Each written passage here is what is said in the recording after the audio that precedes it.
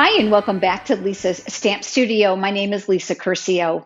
We're going to use an adorable stamp set today that is typically used for the holidays, but we're going to put a twist on it, and we're going to use it to create a tooth fairy tin. These are great gifts for your children or grandchildren, especially with the holidays coming up. And it's very, very easy. I'm also going to give you a tip on creating your own stencil for this design as well. If this is your first time visiting my YouTube channel, I would love to have you subscribe. Next to the subscribe button, you'll see a bell icon. And if you click that, you'll receive notifications when I'm live right here on YouTube, as well as when I share a new video. Let's head over to the stamp table and let's get started on today's project. We're going to begin using one of the brand new rectangle tins. You're going to be able to find these in the holiday catalog. Now there are 4 in a package. Obviously I've got my sample that I've already used, so I'm going to pull one of those out. They do come in a plastic wrap, which is a great way to repackage them when you're finished creating them, and of course that keeps them nice and shiny. I've cut a piece of thick Whisper White cardstock. This measures 2.5 inches by 3 7/8, and I basically just measured the top of the lid of the tin. Because I want to mimic the corners of that tin, I'm going to be using the detailed trio punch. This is 3 punches in one. I absolutely love it, but this one is the corner rounder. This makes a larger hole, which is perfect for those thicker ribbons, and a beautiful decorative corner. The secret to using this punch is to leave it flat on your work surface and then slide the corner of your cardstock down inside, and then use the palm of your hand on the area of the punch that you're trying to use. So I'll press here. And then we'll rotate that, and now we'll do each of those 4 sides. Since I'm creating a tooth fairy tin, I decided I needed a little bit of a cloud background on this. So I'm going to grab one of my small grid papers. I'm going to lay that down here to protect my work surface.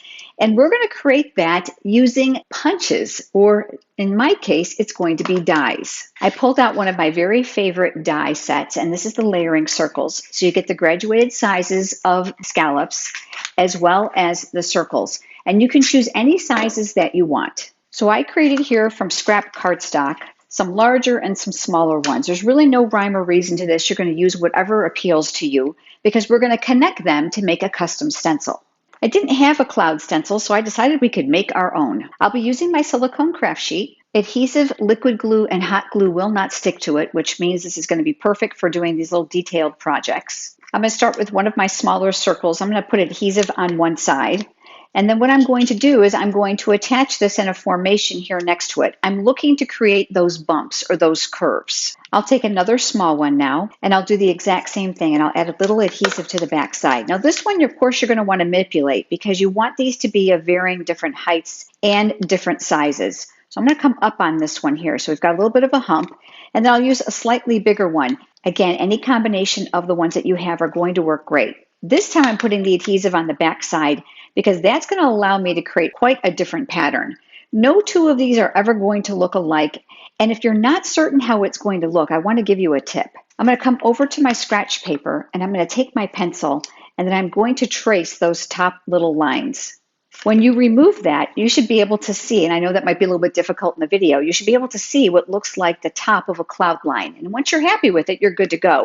And of course, you can make this as long or as wide as you need. This is the cardstock that we had cut for the top of the tin. I'm going to anchor that here. And because I don't want this to slip while I'm using my homemade stencil, I decided to bring in my delicate surface frog tape. This is the yellow tape. I've pulled off a small piece here. Now you want to make sure that it's not too tacky, because you don't want it to rip your paper, because obviously this is intended really for walls. I place it on my skin, and I find the oils and the lotions for my skin help break that down, or even on your pants or your shirt. And then I'm going to tack this here just to hold that in place. I'm then going to take my homemade stencil, making sure that none of my adhesive shows around the top, and I'm going to position that here on the cardstock where I'm going to want it. Now, my favorite way is to use a sponge dauber and the balmy blue ink pad. Biggest mistake we make sometimes when we're doing some sponging techniques is by adding too much ink. I love the sponge daubers because your finger goes up inside, which allows you to control the coverage. I'm going to ink this up, but I'm going to tap off most of the ink here on my scratch paper, because I want this to be nice and light and subtle. I don't want this to take away from my stamped image, which I'm going to add. Once you have your stencil positioned where you want it, hold that down in place because your paper is tacked, and do small circular motions. And you're going to want some of that off of the stencil and some of it on the stencil. Use a light hand, and remember that if it's not dark enough when you move the stencil, you can always come back and add more color. So I'm going to go ahead and do this all the way across the top of here. I'll go ahead and I'll lift that and I'll take a quick look at that, and that looks really, really good. Now, here's the next best thing. You can come in and reposition this to get different cloud formations. So let's work down here in this white area. I think I might have enough ink on here, so let's just try that first and see how it looks. One thing I've noticed is when I move the stencil, it tends to be a lot darker than I thought it was going to be. So I prefer to go light and then always add to it. Okay, so we've got another one here. I'm going to add a larger one right here. So I'm going to manipulate my stencil to go here. And this time I'm going to add a little bit more ink to that dauber because I think it's probably kind of used up the color. And then we'll come across the top. So you can see we've got a nice cloud formation. If you want to continue this, all you have to do now is line up your stencil once again and come across those edges. With that paper tacked down, that's going to make it quite easy for you. I'm going to add a few more here. Now, once you have your stencil made, go ahead and save this, and you can use these over and over again. As a matter of fact, I created several of them, and I put Scotch tape across the back to make sure they stay intact. And I keep them here in the studio in different formations to use for larger projects, even for scrapbooking. I decided to use this image, and it's from an adorable stamp set called Flight of Fancy. And you're going to find this in the mini catalog. You can see that these are very much intended for a holiday, but I thought this one worked perfect for my Tooth Fairy tin, and wait till you see what I've done to customize this. I'm going to go ahead and remove that low tack tape since we're done with that. And because my stamp is rather large, I'm going to turn it face up to ink it with my Memento Black ink pad. I find that when a stamp is very big, it's better to ink it this way so that you don't miss a spot. Now that it's inked, I'm going to go ahead and stamp it here right above those clouds. Apply lots of firm, even pressure, and in these larger detailed stamps, don't be afraid to trace out that design so you don't miss a spot. I chose to use the Stampin' Blends markers, and I do realize that one of my clouds goes right through here.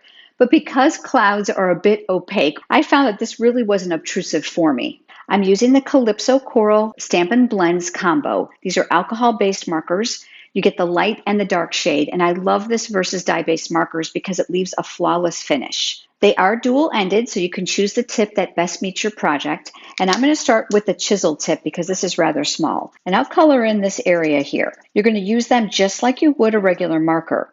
Now, if you don't want a shade, you could certainly leave them like this, which is great.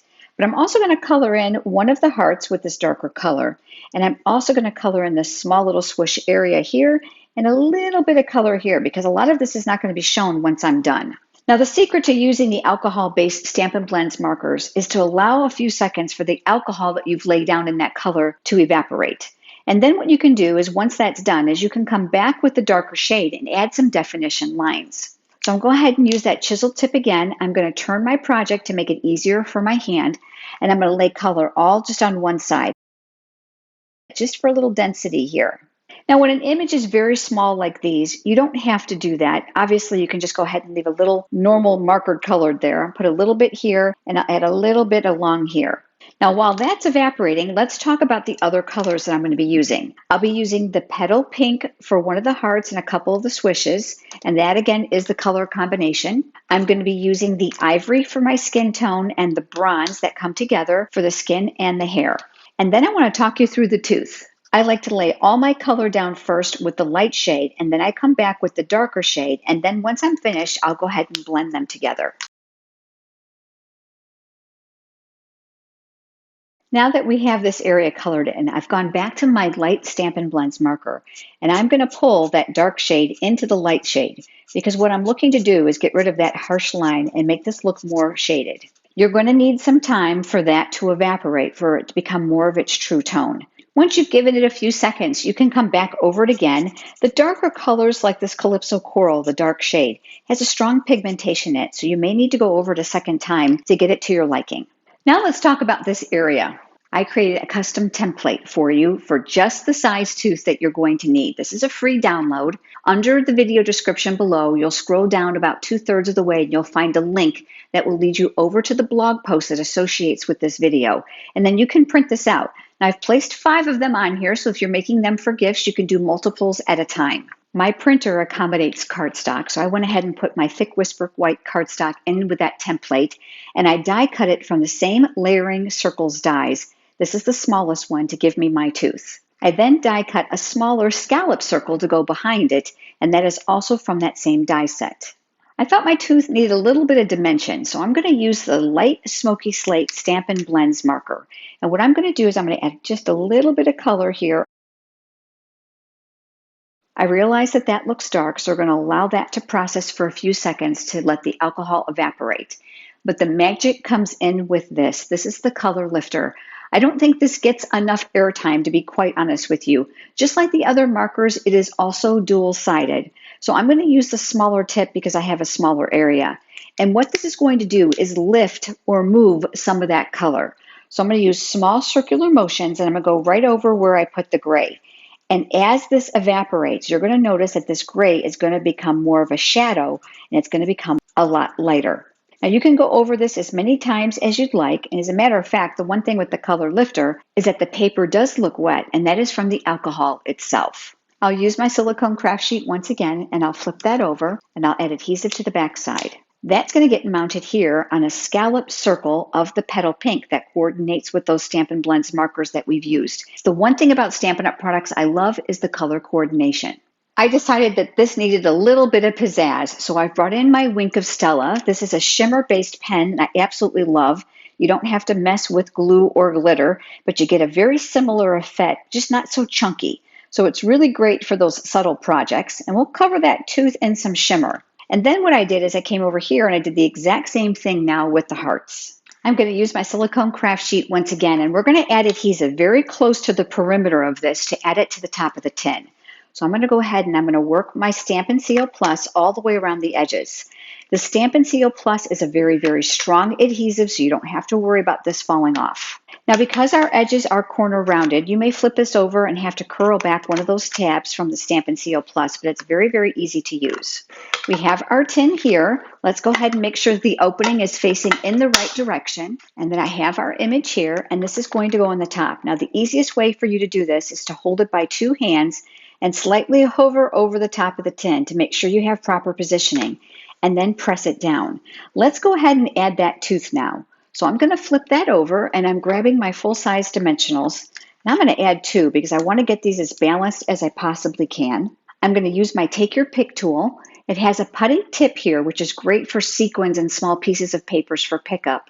And then this interchanges different tips. And this is the paper piercing tool attachment. And I love that to remove those paper backings. This I've sized perfectly to fit over this area. So you're going to want to navigate that to cover those hearts by sliding it down and slightly to the left.